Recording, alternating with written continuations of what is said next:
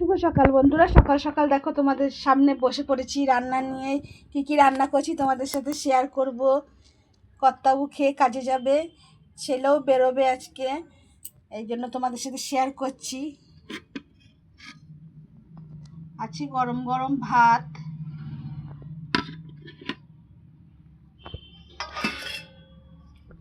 আছে বরবটি আর আলু ভাজা, এটা কালো জিরে আর লঙ্কা দিয়ে করেছি,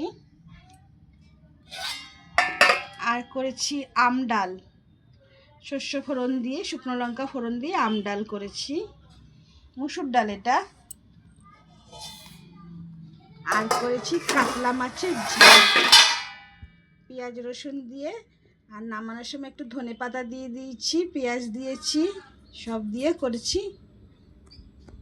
আমার রান্নাটা তোমাদের যদি ভালো লাগে তাহলে আমার চ্যানেলে লাইক আর সাবস্ক্রাইব করে দিও।